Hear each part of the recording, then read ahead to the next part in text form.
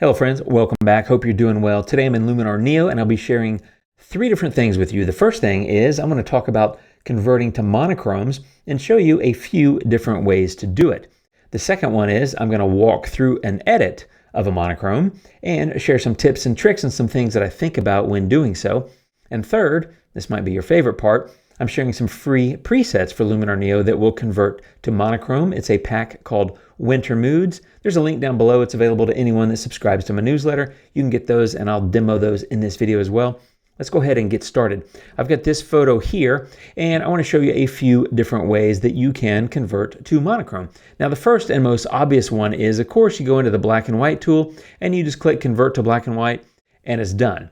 And that's a great way to do it. And by the way, I skipped develop raw here just because I'm showing you ways to convert to monochrome, but in my actual edit, I never, ever, literally never skip develop raw. So this is just a demo of how you can convert to monochrome. Anyway, the most popular and common way is the black and white tool. I'm going to reset that, make sure this is reverted to original, and I'm going to go into develop raw and show you two different ways there. The first one is in camera profiles, there are often a camera monochrome profile. So you can just click on that, or as you can see here, if you just hover, it shows you what that profile will do to your photo.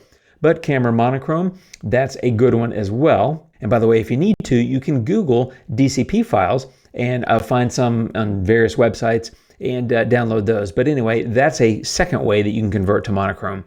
A third way, actually here in Develop Raw as well, is just going to saturation, taking that to -100, and there you go. You have a black and white photo because the saturation's been removed. You may notice when you do these different conversions that they look slightly different. I recommend experimenting and seeing what works best for you.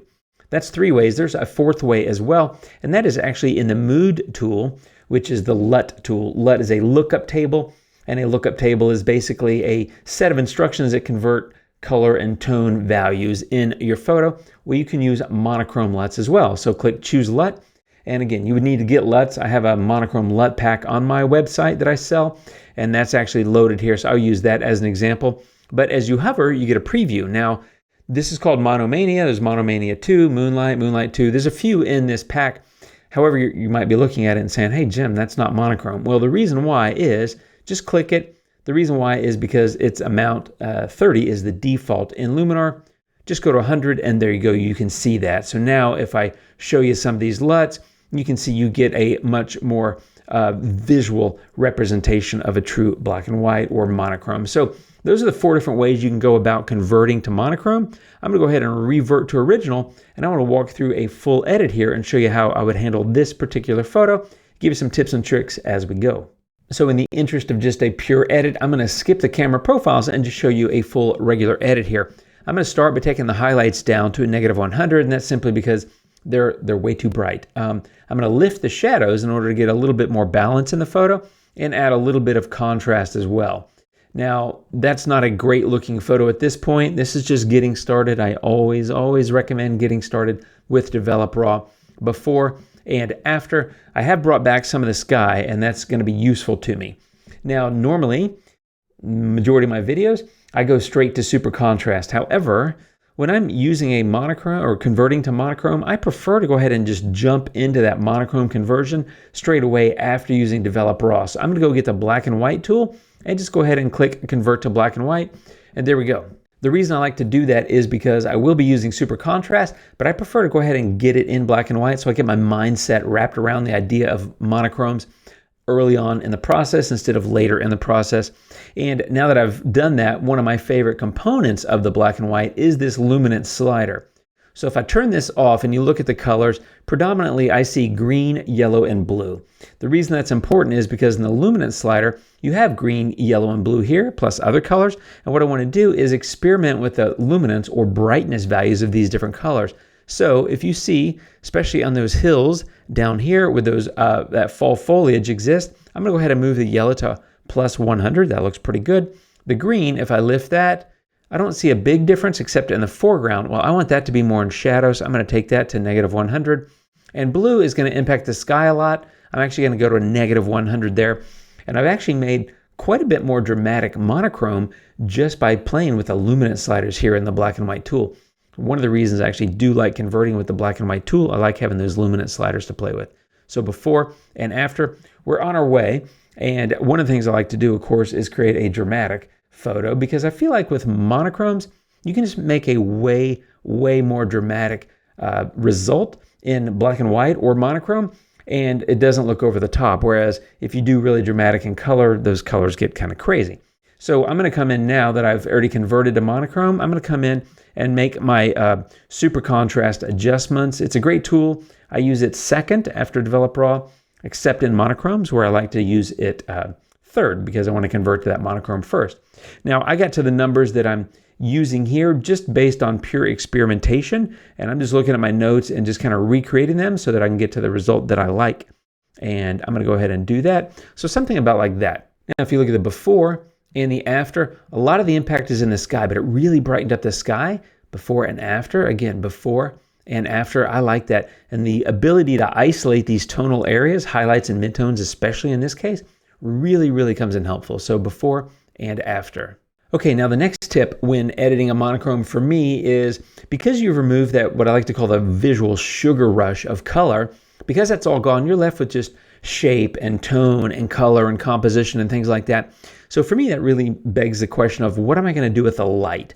And that involves masking. So masking is a super big deal, I think, in any photo edit, and perhaps doubly so in monochrome, because you don't have the distraction of color. You don't have that sugar rush. You're just left with light. So I'm going to come in and make some adjustments to the light. I'm going to get a linear gradient. I'm going to start over here with these trees. And what I want to do is darken those a little bit, because I want to create that a little bit more in shadow, create a little bit higher contrast. I think that looks good. I'm going to close Develop and then open it again. This time I'm going to get another linear gradient. This one's going to be in the sky, and I'm going to come down something about like this.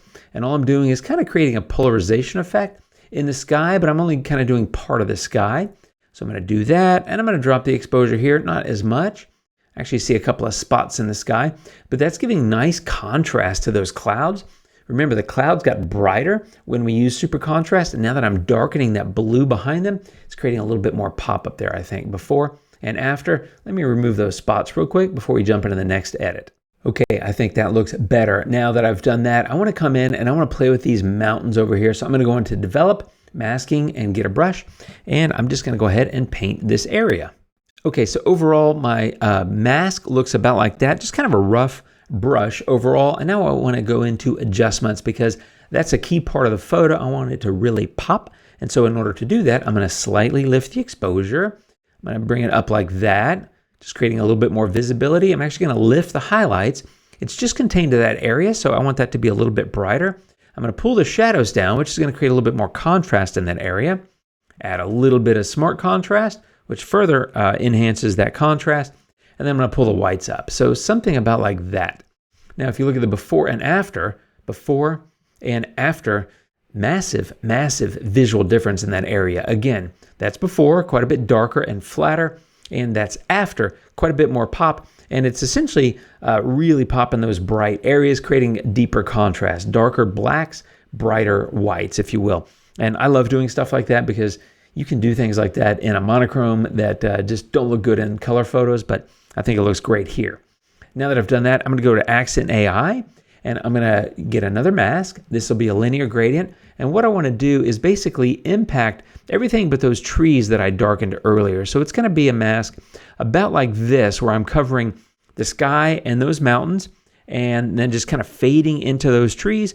And I'm going to go in and I'm going to give this a pretty significant number, like a 50, 51. But if you look at the before and the after, before and after, again, a little bit more drama. I'm guilty as heck of wanting to add drama to my photos. A little bit more punch, a little bit more emphasis, again, before and after, but I think that looks really nice. And so having done that, I now want to jump in and use a few different creative tools and show you some of my favorites for applying those to this kind of scene. The first one I'm going to use here is mystical, simply because I love mystical in just about every photo, especially landscapes or like a blue hour cityscape, but also looks great in monochromes. It adds a nice little bit of contrast, nice little bit of softening of the overall kind of impact, but I think it has a nice overall look. So before and after, a little bit of almost a little bit of a glow to it. And speaking of glow, I'm also going to use the glow tool. So I'm going to go into glow, and I'm going to, in the drop down, get the Orton effect. And I love Orton Effect, and it just kind of accentuates what I did a moment ago. With Mystical, adds a little bit more pop. So before and after, before and after, and actually I don't like that as much in the sky now that I've done it. So I'm going to come in and erase. I'm going to get a really big brush, and I'm going to drop my strength to, like, say 60 or something. So I'm erasing not at full impact. I'm just going to erase in the sky some of that impact. So I get a little bit, but not all of it. Something about like that. I mean, this is an inexact science, to be fair, but before and after, that's a fun tool to use, and I like to apply that to my landscapes as well. I won't use it in this photo, but one of the other tools that I really like to use on some monochromes is atmosphere. If the atmospheric effects are there, like some fog or some haze, that can be a really nice complement as well. But the last tip I want to leave you with is something I like to do at the end, kind of a finishing touch. This is just a personal preference, as is, I guess, really everything that I do in my editing. But that's going into toning, and this is a black and white. But I like to create a little bit of a silver look, kind of what I like to call it the moonlight look. And that is really just adding a little bit of blue into the highlights and shadows. And so I go into toning to do that. On highlights, I'm going to do like a 25 or something like that. But what you got to do is you got to get this hue slider over here to 230. That's the blue that I like. So 230, 231, something right in there. You can see it's adding a little bit of a silver look. So before, definitely traditional black and white, and now a little bit of that grayish silver. Again, I call it a moonlight look just because, I don't know, it sounded kind of cool. But I'm going to do the same in the shadows. Just remember, the hue slider is your best friend here because you want to get away from that default, which is in the reds. And now I've just done very similar, but a little bit lighter in the shadows of adding this silver kind of moonlight tone. So before and after. Now, the alternative is you could do sepia. You could create a sepia look, just kind of going into these hues here, like the oranges, and I could just do that real quick. And you can see you can start to get kind of that sepia look. I don't want it. I like the blue look, but that's a different approach. If you wanted to create kind of that vintage kind of sepia look, you could do that really easy with toning as well. It's a great follow-up, final kind of touch tool, toning is, for any kind of monochrome. So before and after, and that, my friends, is the full edit. So before and after, beautiful, dramatic, kind of fun monochrome. And so that was the second thing I wanted to do. The first one was show you a few different ways to convert to monochromes. The second one was this full edit. The third one is I want to show you these presets that you're getting for free at that link down below. Okay, I'm going to just take a couple of photos and do this real quick. So that's a cityscape or kind of a street scene, really. And the product, or excuse me, the package is called Winter Moods. Again, it's at the link below. Once you download it to your desktop, you can just click add, and then it'll open up a window, and you just go grab that file, and it will load it automatically in the purchased section. You can see all the different preset packs that I have of my own. By the way, if you didn't get the Autumn Moods, that's a free autumn flavored, if you will, preset pack. There's a link for that down below as well. But Winter Moods is this one, and you can see as you hover, you get all these different looks. Again, these are just free presets. There's 8 of them in this pack. It gives you a good idea of what you can do with it. Let me jump to this one. This is just a nice mountain scene from Jackson Hole, Wyoming from a few years ago. And you can see that's kind of that silver look that I just talked about applying to that other photo. There you go, before and after. This one's got a bit darker in the blues of the sky, which I think looks really cool.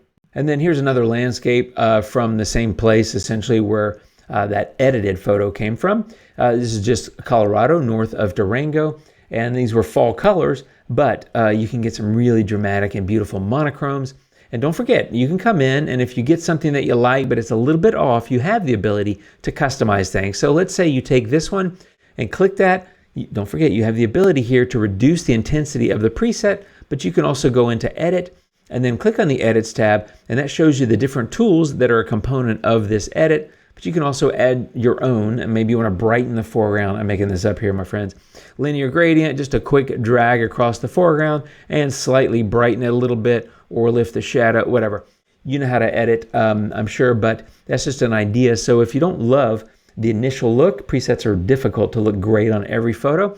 They're a good starting point, but you have the ability to come in and customize and do things. That's what these presets are for. They're kind of a thank you for all the support you guys give me. I appreciate that very much. Again, they're at the link down below.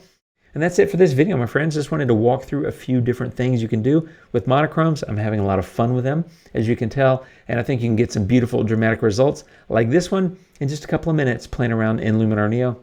That's how this one went, my friends. Thanks a lot. If you have any questions, leave them down below. I'll be back really soon. You guys take care, and until next time, adios.